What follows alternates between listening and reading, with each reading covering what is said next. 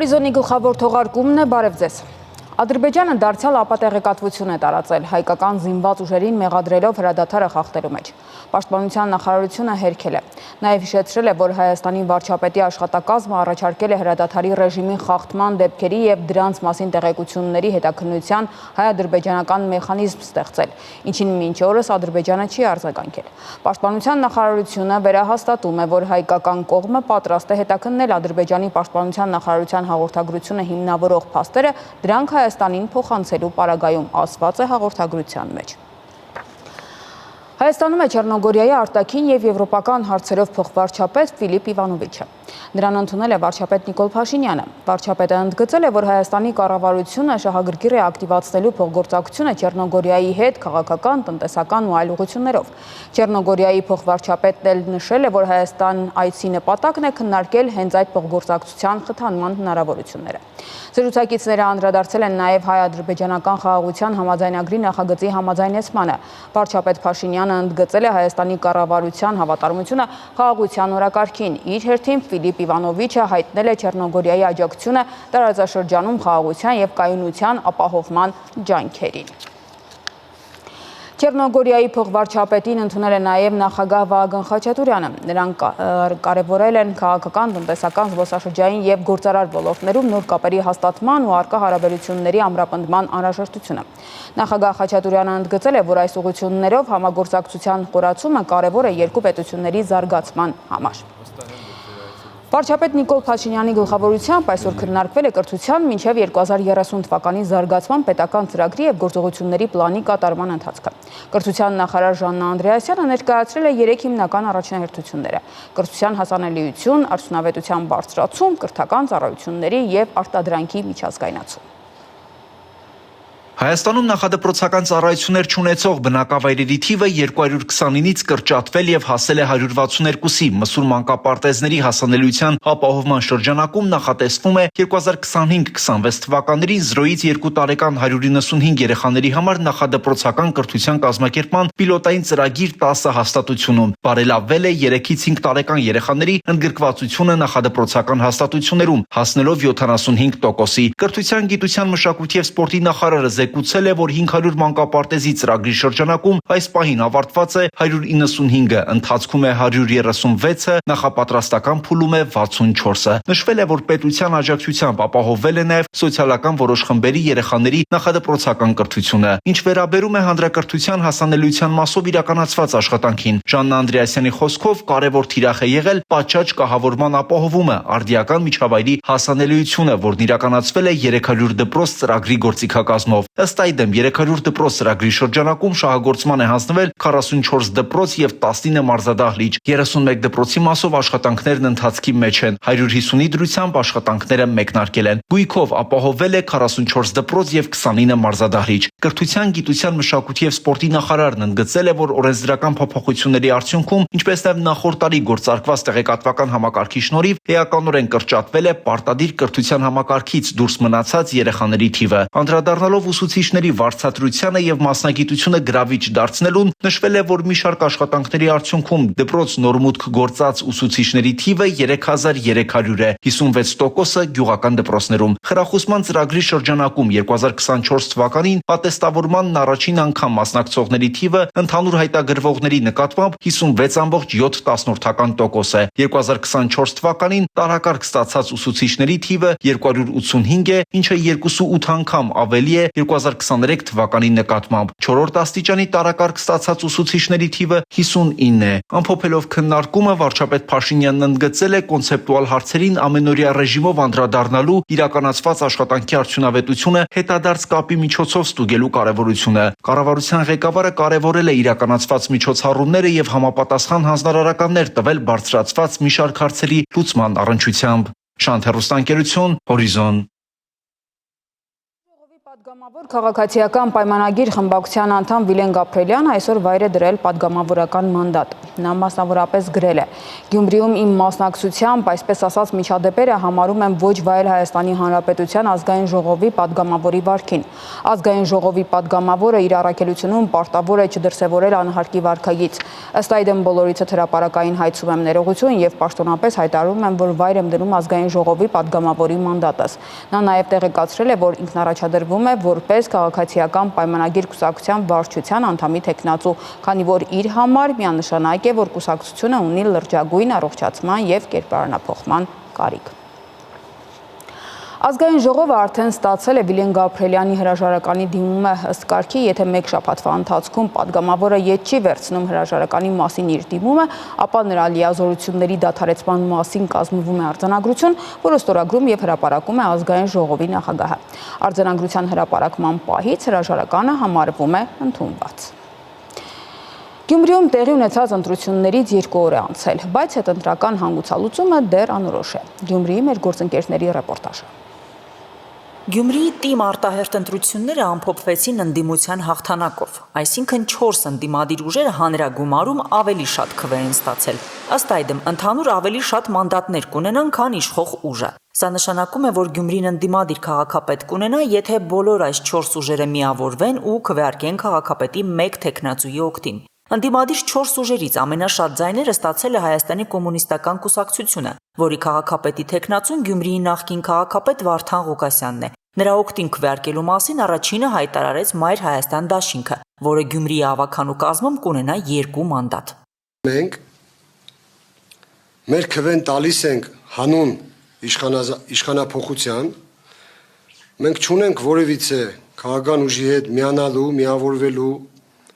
պաշտոն բաժանելու, մեզ ոչ մի պաշտոն պետք չի։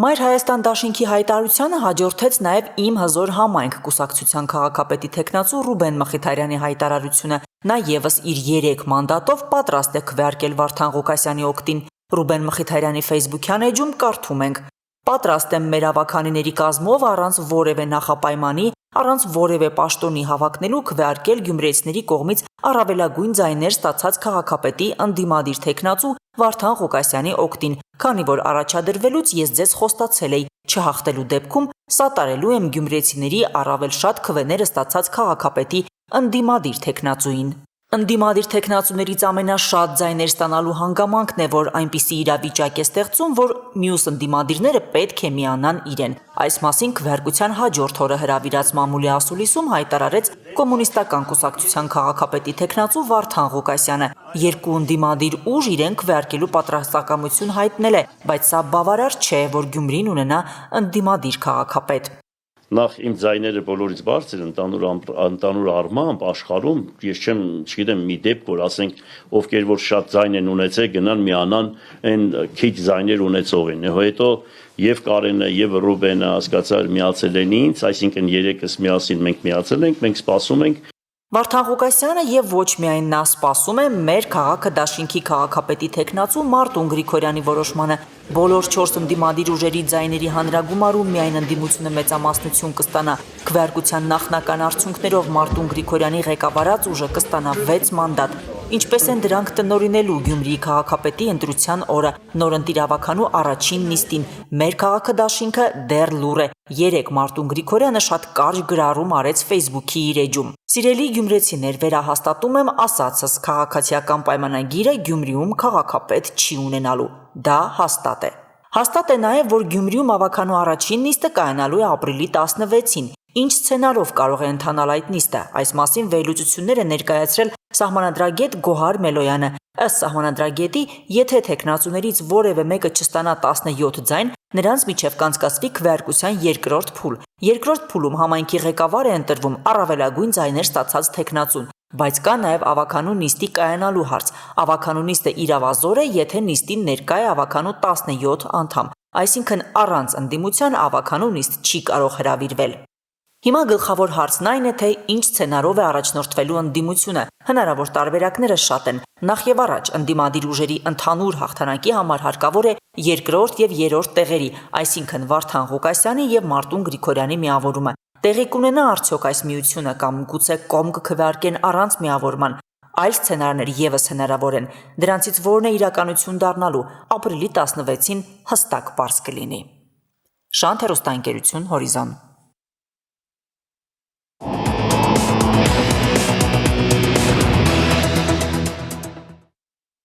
Հռոմի կաթոլիկ եկեղեցին որոշել է սրբադասել ազգությամբ հայ հոգևորականի, ով մինչ այդ իրանելիների դասին էր պատկանում։ Խոսքը հայ կաթոլիկ եկեղեցու arczepiskopos Իգնատիոս Մալոյանի մասին է։ Թեման հետևել է Արտյոմ Երկանյանը, Արտյոմ, ինչ է հայտնի նրա մասին։ Վատիկանի պաշտոնական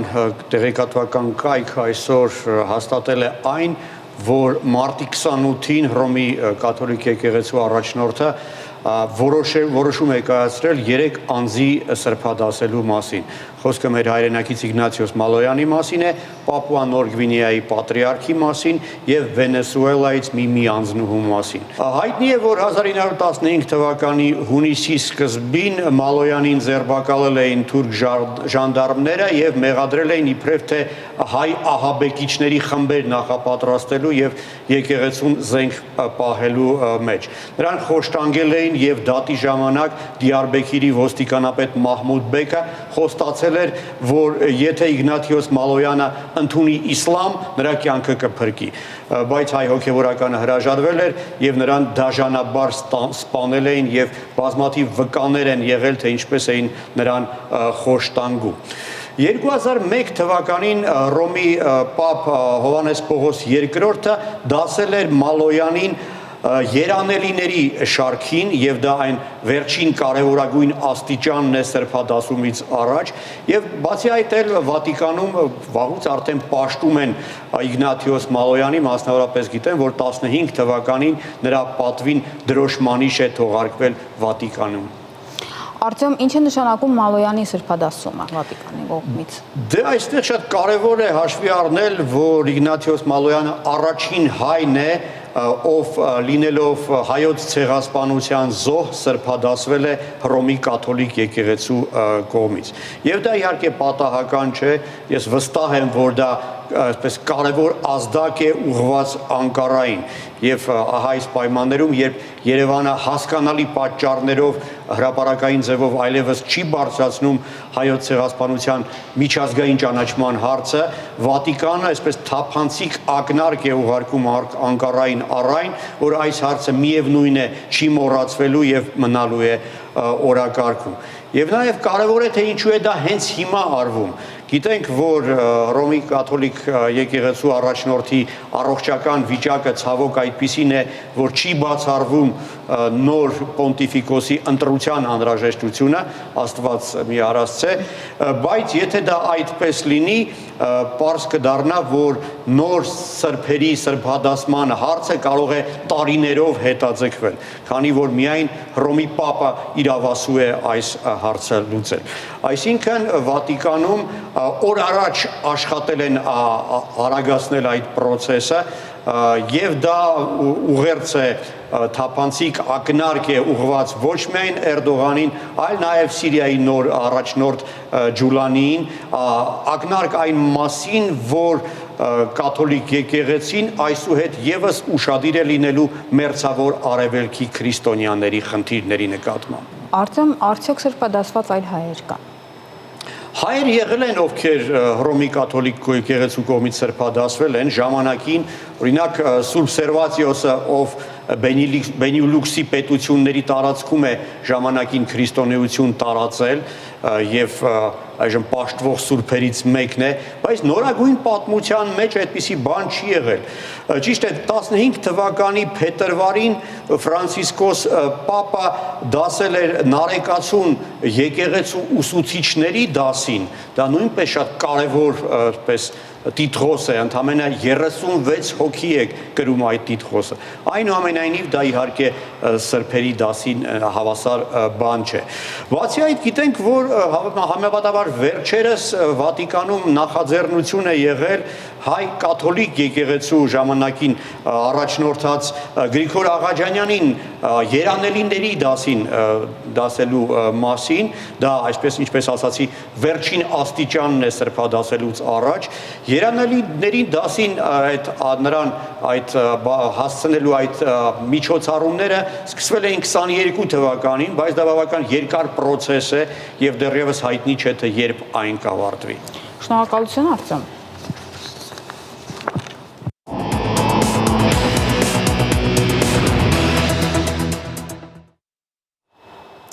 Երևանի քաղաքապետարանը ձեռք է բերել նոր բազմաֆունկցիոնալ մեքենաներ, որոնք նախատեսված են փողոցների մայթերի մաքրման, իսկ ձմռան ամիսներին փողոցների եւ մայթերի ձյան մաքրման, աղ եւ ավազով մշակման աշխատանքները իրականացնելու համար։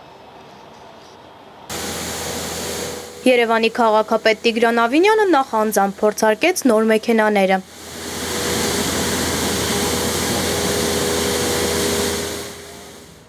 Քաղաքապետը հայտնել է, որ նոր ձեռք բերված տեխնիկաները նախատեսված են փորձարկման համար։ Նրա խոսքով այս տեսակի սարքավորումները կարող են կիրառվել նաև Երևանի այն վայրերում, որտեղ մարդկանց հոսքը մեծ է։ Այս տեխնիկան նաև այնքանով է լավ, որ ինքը նաև ծանր չի եւ այն հատվածներում, որտեղ որ քարե սալապատում ունենք, այդտեղ չի վնասի եւ նմանատիպ տեխնիկայի նաև շարունակական ձեռքբերման նպատակ ունենք։ Մենք ձեռք ենք բերել 12 մեքենա, որոնք որ բազմաֆունկցիոնալ են, 6-ը մեծ, 6-ը մի փոքր ավելի փոքր տեսակի եւ նրանք ձմեռային սեզոնին դառնում են ձնամաքրող մեքենաներ, ամառային, գարնանային, աշնանային սեզոնին դառնում են աղբահավաքության եւ լվացման մեքենաներ եւ կարծում եմ ընդհանուր առմամբ այն տրամաբանությունը, որ Երևանի քաղաքապետարանը որդեգրել է, բոլոր ուղղություններում լավագույն որակի տեխնիկան ձեռք բերելու, կարծում եմ քաղաքի համար շատ կարեւոր է։ Երևանի աղբահանության եւ սանիտարական մաքրում հիմնարկի տնօրեն Սաշա Կատվալյանի խոսքով արկա տեխնիկան դեռևս բավարար չէ ամբողջ քաղաքի մաքրումն ապահովելու համար, սակայն նրա համոզմամբ տեխնիկայի անհրաժեշտ քանակը կհստակեցվի դրա գործնական կիրառման արդյունքում։ Մենք գրեթե բոլոր վարչական շրջաններին տրամադրելու ենք մեքենաները եւ արդեն այս պահին որոշում ենք, թե որ փողոցներում են աշխատելու մեքենաները։ Մեքենաները աշխատանքի են դուրս գալու գիշերվա ժամին, երբ երթևեկության ինտենսիվությունը նվազելու է, որպեսզի կարողանանք համապատասխան աշխատանք կատարել։ Այս պահին տեղի ունենում վարորդների ուսուցման process-ը եւ արդեն ամսի 22-ին Երևանի ավականուն նիստից հետո, երբ որ հաստատվի հաստիկացուցակը, այս մեքենաները արդեն դուրս կգան եւ դրանց կտեսնենք մեր մայրաքաղաքի մաքրությունը իրականացնելիս։ Տիգրան Ավինյանի խոսքով ապագայում նախատեսվում է կրկին թարմացնել տեխնիկայի պարկը մրցութային սկզբունքով առանձնահատուկ ուշադրություն դարձնելով որակին։ Ինչ վերաբերում է ընդհանուր ծախսված գումարի չափին, նա հավելեց, որ այս անգամ հատկացվել է 609 միլիոն դրամ։ Զվարթ Ղազարյան, Լևոն Խաչատրյան, Հորիզոն։ Ավարտվեց Հորիզոնի այս թողարկումը, կարճատև դադար, որից հետո մենք վերադառնանք այլ տեղեկատվությամբ։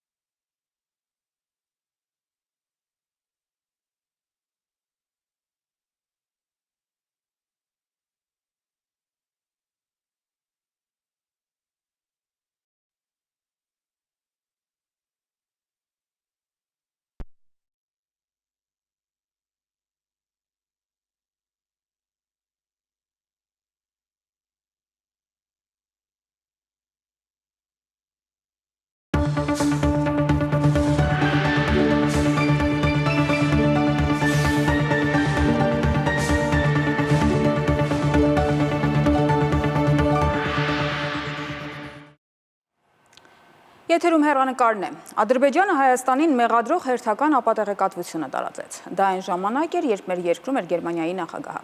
Ընդամենը մի քանի օր առաջ Հայաստանում էր Իրանի արտաքին գործերի նախարարը։ Եվ այս ամենը տեղի է ունենում, երբ Երևանն ու Բաքուն հայտարարել են, որ կողմերը համաձայնության են եկել խաղաղության պայմանագրի տեքստի շուրջ։ Այս եւ այլ հարցեր քննարկեն քաղաքագետ Հրանտ Միքայելյանի հետ։ Շնորհակալություն պարոն Միքայելյան մեր հրավերը ընդունելու համար։ Շնորհակալություն։ Սկսելով Գերմանիայի նախագահի այցից, այս այցի արդյունքները ձեզ համար ինչպիսին էին։ Դե Գերմանիան խորհրդարանական երկիրն է, այսպիսով նախագահի դերը այդքան բարձր չէ, բայց ամեն դեպքում Շտայնմայերը բարձր հեղինակություն ունի եւ դա հատկանշական է այն ֆոնին, երբ Հայաստանը ճնշումների է ենթարկվում եւ վերջին տարիների ընթացքում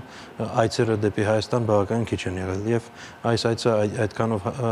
հատկանշական է, բացի դրանից իհարկե նաեւ այդ Բաքուն է ստեղծել աժիոտաժ եւ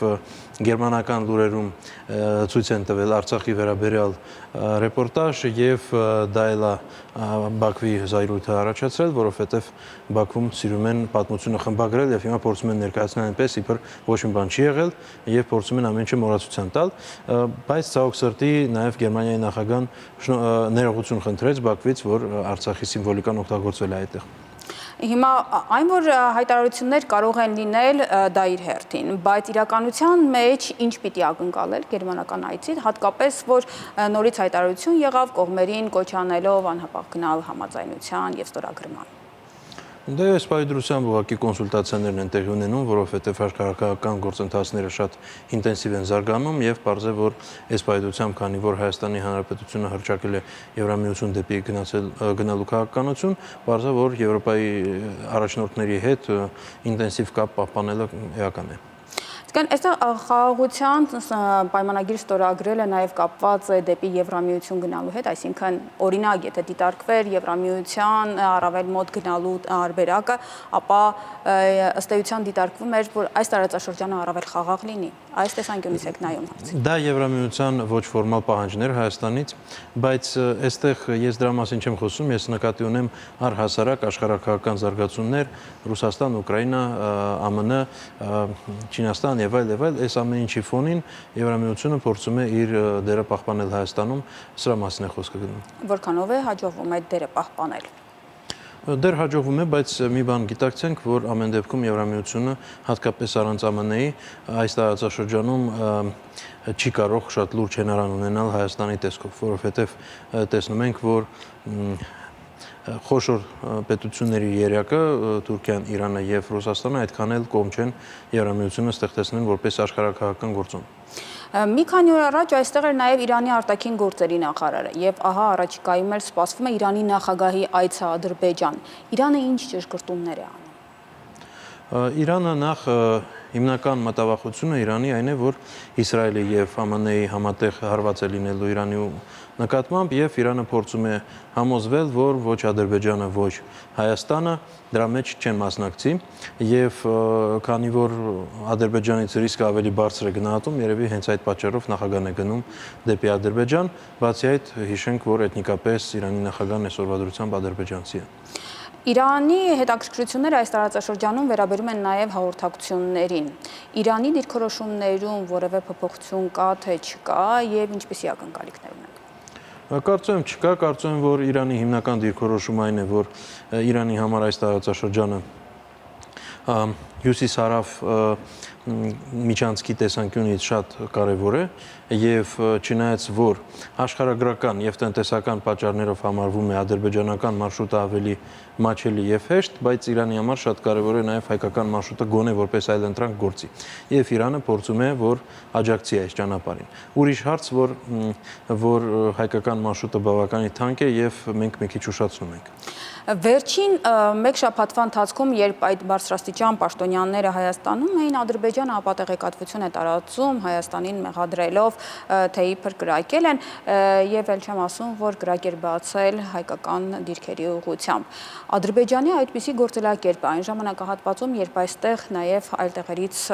հյուրեր կամ բարձրաստիճան ինչ է ցույց տալիս։ Այստեղ երկու հիմնական վարկած կարող է լինել։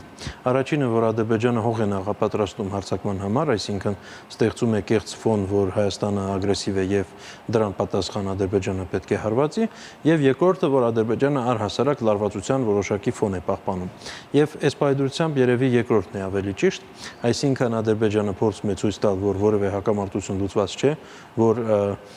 պետք չի ակնկալել, որ ինչ-որ բան ստորագրվելու է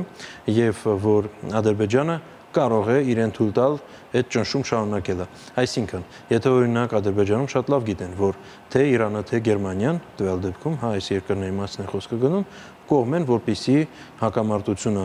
ավարտվի եւ որ Ադրբեջանը որևէ լրացուցիչ ագրեսիա չգործարկի։ Էլ չասած նաեւ կողմ են, որ արցախցիները իրավունք ունենան վերադառնալու, արժանապատի վերադառնալու իրենց տները։ Այսպիսով Ադրբեջանը ցույց է տալիս, որ իրենց կարծիքը իր համար էական չէ։ Այսինքն պարզ է, որ Ադրբեջանը հույս ունի թե իր նավթային պաշարների, թե նաև Թուրքիայի աջակցության ու նաև Իսրայելի։ Եվ այսպիսով այս պայդրությամբ այս երանկյան մեջ Թուրքիա, Իսրայել, Ադրբեջանը դեռ շարունակում է իր քաղաքականությունը շատ ագրեսիվ տանել։ Երբ կողմերը հայտարարեցին, որ տեքստը համաձայնեցված է, դրսից արձագանքը այնպիսին էր, որ ամեն դեպքում սատարում էին այն հանգամանքին, որ հնարավորին չափ շուտ ստորագրվի խաղաղությունը։ Եվ Ադրբեջանը այդուհանդերձ փորձում է դա ձգձգել կամ ընդհանրապես չեղարկել։ Բայց արդյոք կան այդ արդարացումները, որ ահա այս պատճառով իսկապես պետք չէ հիմա խաղաղության պայմանագիր ստորագրել։ Արդյոք ընկալելի է դա միջազգային հանրության կողմից։ Դե այստեղ երկու հարց կա, առաջինը ընկալելի է թե ոչ, եւ երկրորդը առհասարակ միջազգային հանրության կարծիքը ինչի վրա է ազդում այս համատեքստում։ Եվ իմ կարծիքով երկրորդ հարցը ավելի էական է, որովհետեւ մեծ հաշվով ինչքան էլ բոլորը աջակցեցին, բացի Թուրքիայից բոլորը աջակցեցին այս խաղաղության պայմանագրի հետ կապված բանակցությունների ավարտին, բայց արդյոք նրանք կարող են ստիպել Ադրբեջանին ստորագրել։ Ադրբեջանը հայտարարել է, որ ունի եւս երկու նախապայման, իսկ հետագայում նաև Ադրբեջանը հավելել է, որ ժամկետ կա, այսինքն եթե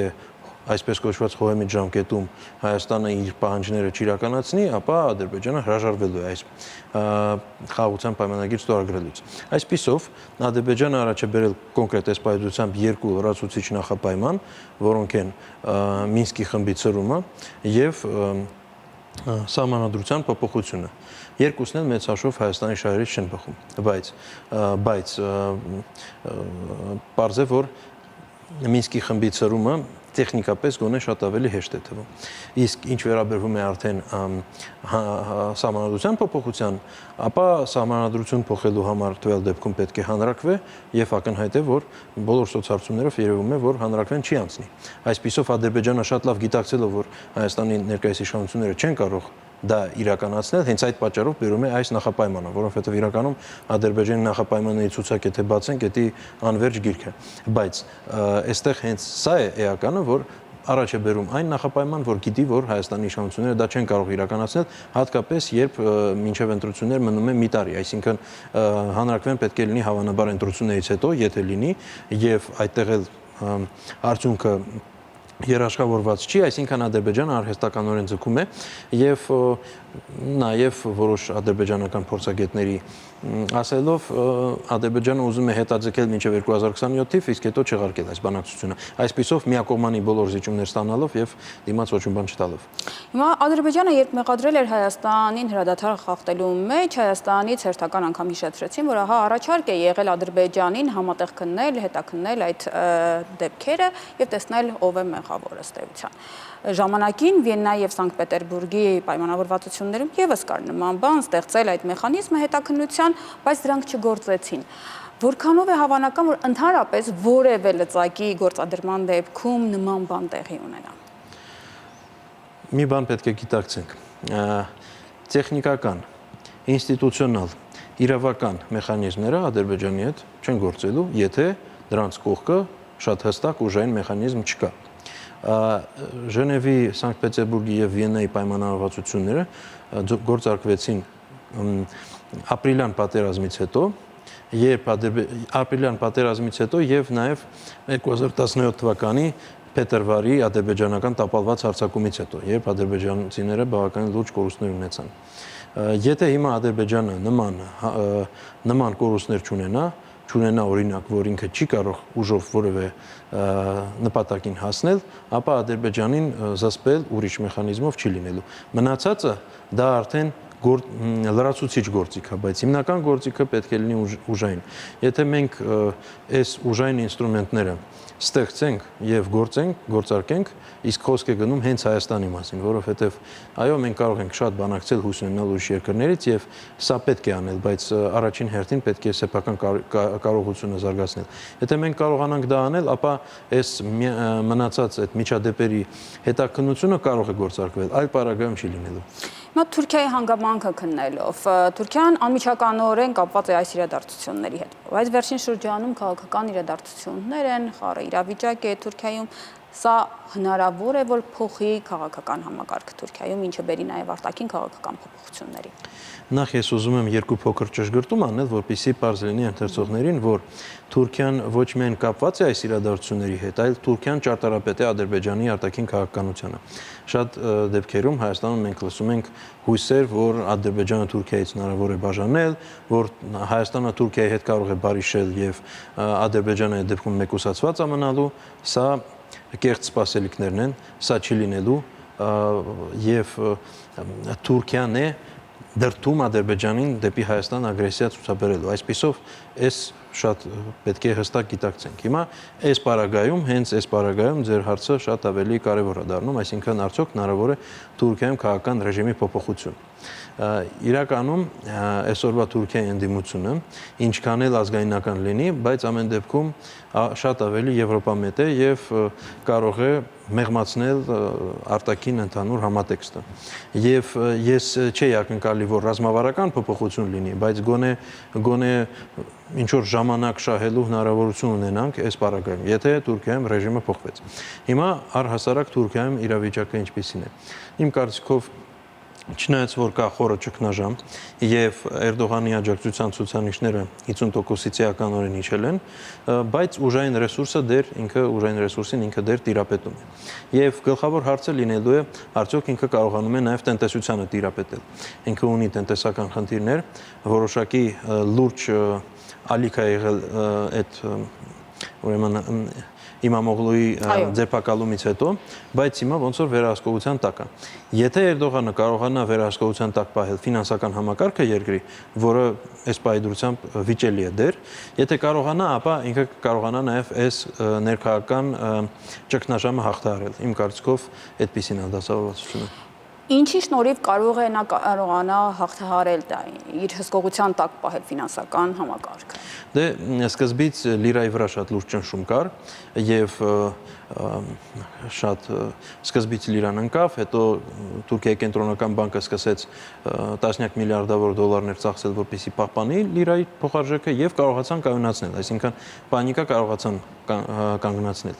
Բայց Թուրքիայի տնտեսությունը նաեւ կապված է Եվրամիության եւ ԱՄՆ-ի տնտեսությունների հետ եւ նույնիսկ կախված է իրենցից եւ եթե օրինակ պատժամիջոցներ կամ որևէ սահմանափակումներ մտցվեն այդ երկրների կողմից, ապա արդեն ինքը շատ ավելի խոցելի կլինի։ Ինքն էլ գիտի, որ այդ ինստրումենտը կա, բայց գործում է այնպես, իբր այդ ինստրումենտը չկա։ Այսպիսով այս պայդրությամբ ներքին պանիկան արդեն իմ կարծիքով հաղթահարված է,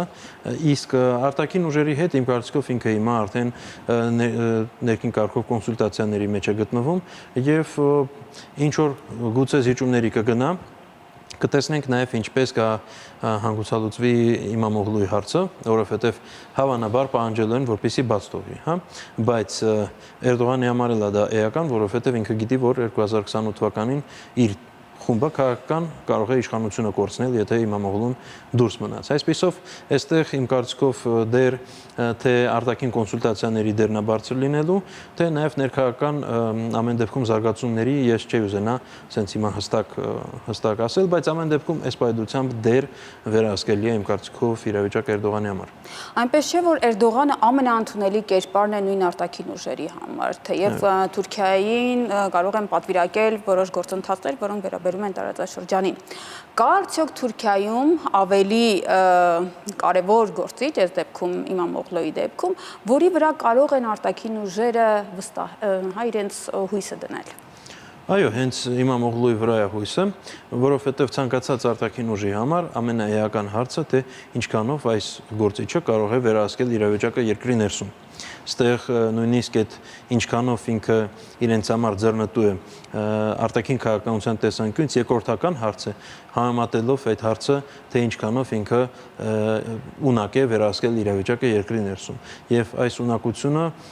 գնահատում է թե իր